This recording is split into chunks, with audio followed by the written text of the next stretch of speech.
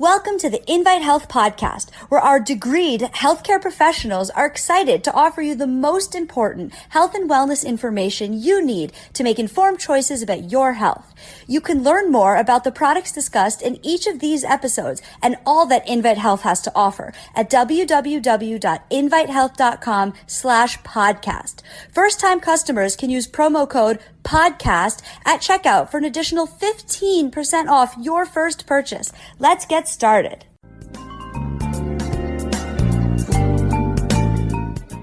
You've probably experienced a clogged drain at some point, maybe in your kitchen, maybe in your bathroom, but you know how problematic that can be. Now just imagine if we're referring to your liver being clogged up. Today, I want to talk about clogged up livers and talk about non-alcoholic fatty liver disease.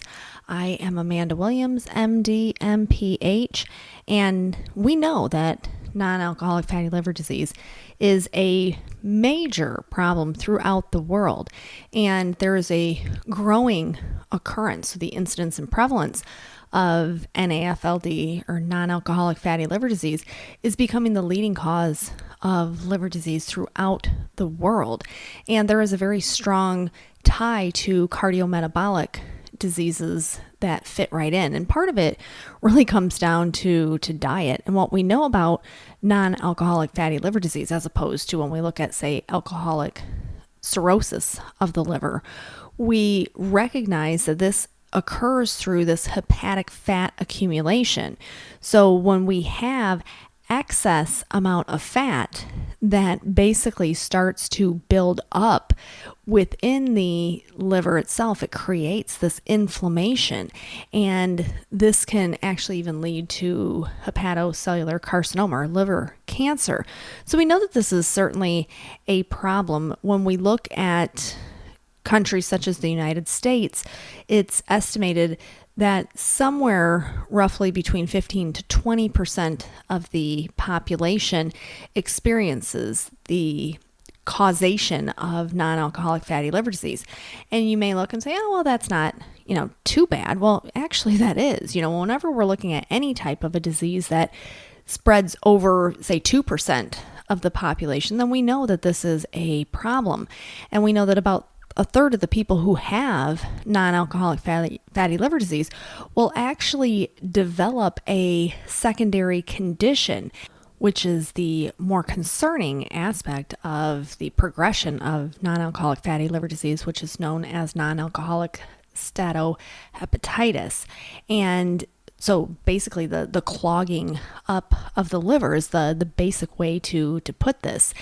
So knowing that the incidence and the prevalence of this is pretty high and that there's all of these different interrelated causes as to why someone can develop non-alcoholic fatty liver disease, we have to look at the common factors. We have to look at the diet. We have to look at issues such as building up of AGEs or advanced glycation end products. We know that this can lead to higher levels of oxidative stress and hence drive up inflammation, cell death, and cause the fibrous destruction within the liver tissue itself. So in order to actually determine if one has non-alcoholic fatty liver disease, usually what they are going to be assessing is your liver enzymes in the serum blood.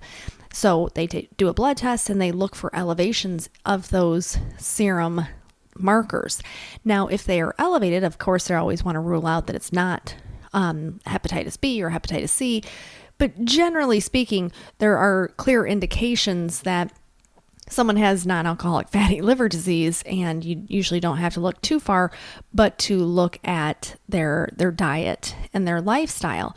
And certainly we know that now that this is on the rise, and 1 out of every 3 Americans is estimated to have this condition of non-alcoholic fatty liver disease. When I had said, 15, 20% of the population, we are looking at more of the end stage of that. We're looking at the true liver fibrosis or the cirrhosis that is accompanied with non-alcoholic fatty liver disease. But the initial onset of those indications of the abnormal liver enzymes and the improper diet and all of those things, we know that this is actually affecting 1 out of every 3 Americans. And it kind of makes sense when we look at even things such as prediabetes. I always mention that there's, 80 million pre-diabetics walking around this country.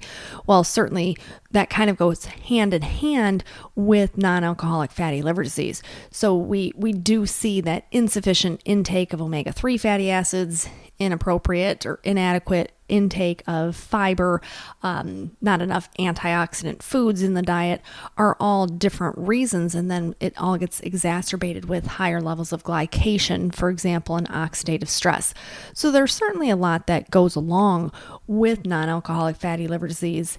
And, looking at the fast facts, as they call it, through the Liver Foundation, it's estimated that about 100 million individuals in the United States have non-alcoholic fatty liver disease. So like I said, it's very, very prevalent. When we look at the end stage results, then we're hitting 15 to 20%, which means you've got such severe liver damage at that point in time that it is really impacting your overall health. I mean, you're having fibrosis, you have that cirrhosis, which is basically a scarring of the liver itself. So these are the things that we certainly want to be able to avoid. And we can look at, some of the main causes. And we certainly know that when it comes to the pathophysiology of the established risk factors for non-alcoholic fatty liver disease, we look at things like insulin resistance. We look at dyslipidemias, things like elevated triglycerides, elevated cholesterol levels. We look at obesity. We know that there are certain genetic predispositions, of course, as well, but most of it comes down to diet and how much the diet is actually playing a role into this. Now, we can get into a lot of the heavy scientific evidence behind what drives the progression of non-alcoholic fatty liver disease and looking at PPAR and the functionality of that and looking how that can help to get rid of inflammation that's occurring within the liver itself. But we have to have those first most important conversations, which is the effect of diet and the effect of lack of exercise. And we know that this is a huge, huge problem in this country and, of course, throughout the world. We see that the rate of diabetes is going up. We see that the rate of obesity is certainly going up. So, of course, we are going to see that correlation between non-alcoholic fatty liver disease also go up. So when we look at the macronutrient and the micronutrient composition of the diets that are associated with non-alcoholic fatty liver disease, we don't have to search too far. We don't have to go outside of our borders of this country to realize that we're doing this to ourselves. When you look at the amount of nutrient depleted foods that Americans are taking in each and every single day with that lack of, vitamins and minerals and antioxidants to actually protect the liver, then it's not hard to really realize and recognize what is happening. So, things like vitamin C, vitamin E, these are all really important when it comes to maintaining the health of the liver. And think about what the liver is actually responsible for doing. That is our primary detoxifying organ in the body. And if we don't take care of that organ, we are going to have major functional disparities that occur within the body. And this is a big issue. So when we're looking at what we can be doing, say, for example, you go in, you have your serum blood levels tested, and it comes back and it indicates that, yes, indeed, you do have elevated liver enzymes. What should you be doing? Well, first and foremost, it's, take a hard look and say, is my diet playing a role into this? Is my lack of exercise playing a role into this? Am I on a medication perhaps that's driving up my liver enzymes? Trying to find the clear causal reason is always very important. But we have to also look at what nutrients we may be deficient in. So we can look at vitamin E, and there are many scientific studies out there that have shown that inadequate levels of our very powerful antioxidant vitamin E is a linkage to the worsening of non-alcoholic fatty liver disease. So we know that it's a very powerful antioxidant, and clearly we're trying to target oxidative stress to limit the impact of that scarring that occurs within the liver. So, having vitamin E on board certainly is really quite important. Studies have shown that when they start to give people who have non-alcoholic fatty liver disease vitamin E supplementation, that this can largely reduce the amount of oxidative stress and inflammation, as well as the liver cell death, just by having the vitamin E on board. Obviously, the omega-3 fatty acids are also going to play a role into this. So your fish oils, your krill oils, flaxseed, to help ease inflammation once again. There was a long-term trial where they were utilizing 1,000 milligrams of omega-3 fatty acids every day, and looking and assessing what that was doing not only to the cholesterol levels, but more importantly, what that was happening with the serum liver enzyme markers. And they found that when they gave people just 1,000 milligrams of fish oil per day, this made a really sharp improvement to the overall texture of the liver when they were looking at it via ultrasound examination, as well as improvement of those serum marker levels. So liver enzyme levels started to go down. So where they were elevated at the beginning of the study, after giving them 1,000 milligrams of fish oil, they started to see marked improvement. All of these things are very, very important. But when we think about the liver in terms of its detoxification process, and if we know we have a clogged up, junked up liver, then we have to think about what can we do to support that.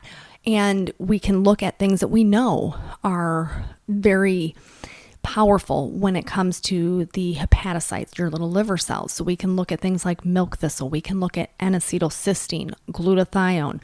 We can look at SAMe, for example, and we know that continual exposure to oxidative stress and other toxins are going to make those liver cells incredibly vulnerable to the depletion of our naturally endogenous levels of glutathione. So having SAMe, for example, on board, taking that in conjunction with your B vitamins, so the methyl B formulation along with SAMe, can really help to replenish those glutathione levels and help to support hepatocyte normal functions.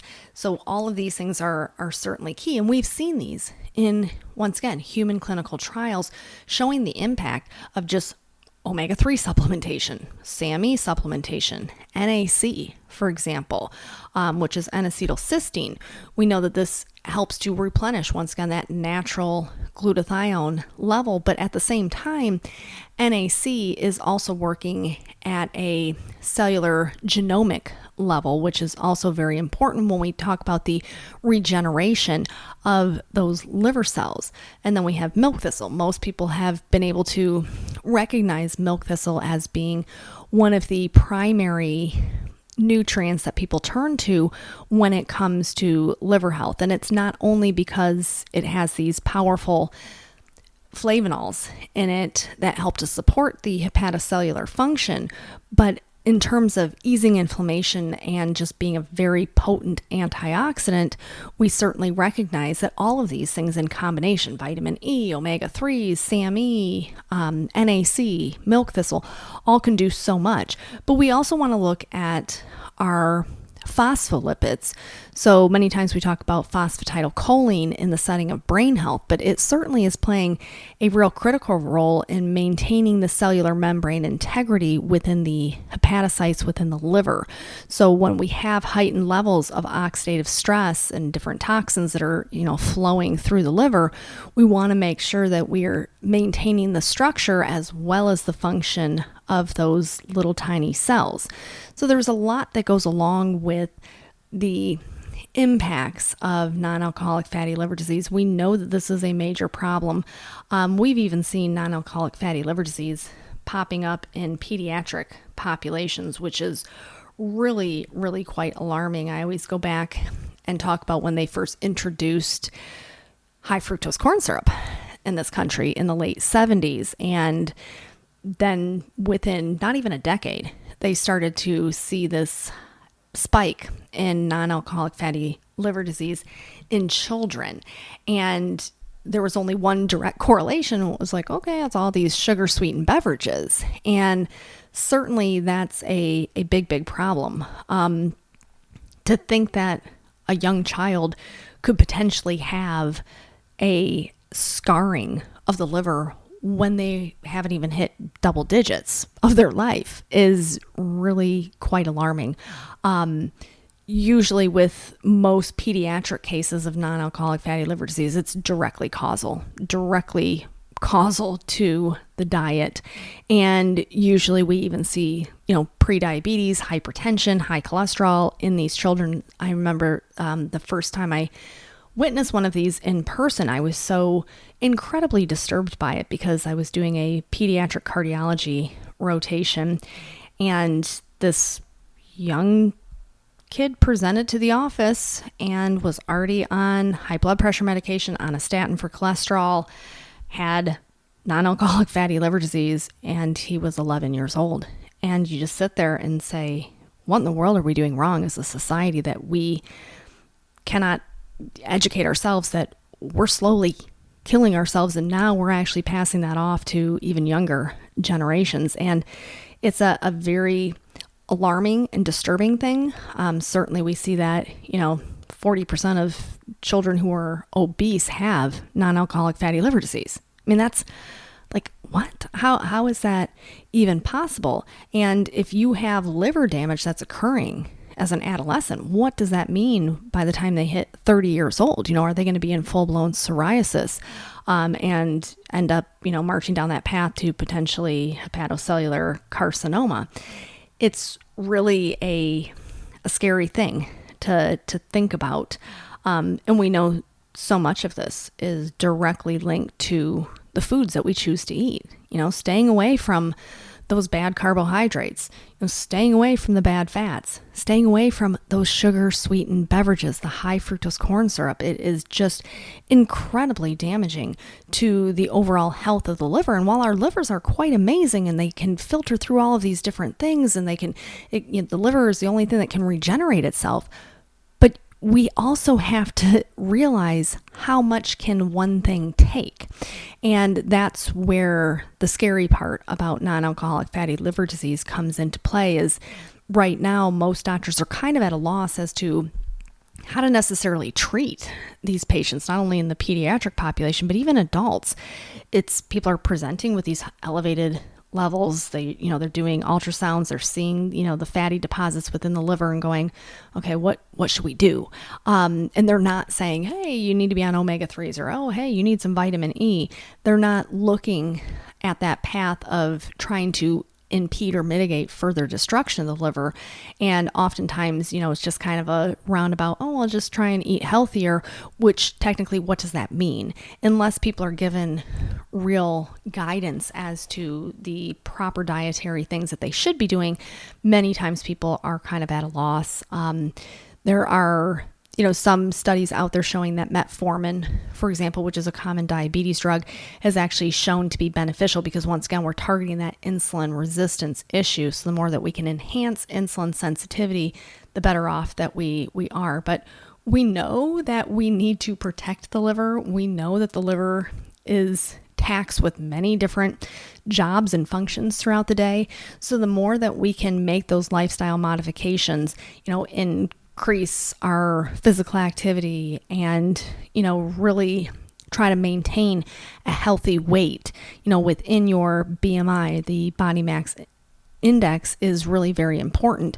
And if we see that we have those signs of metabolic syndrome or insulin resistance, pre-diabetes, we want to make sure that we are doing everything in our power to reverse that and changing up what you're eating every day, making sure that you have things like your SAMe and your omega-3 fatty acids, NAC on board every single day to support the tiny little cells of the liver that we really need to keep healthy throughout our lives. So that's just kind of a brief overview of non-alcoholic fatty liver disease. We know it's a problem. We know it's getting worse. So do what you can in terms of the lifestyle modifications. Take those nutrients that you know are supportive to the liver. And if you have questions as to how much you should be taking or when you should be taking it, certainly reach out to one of our nutritional experts.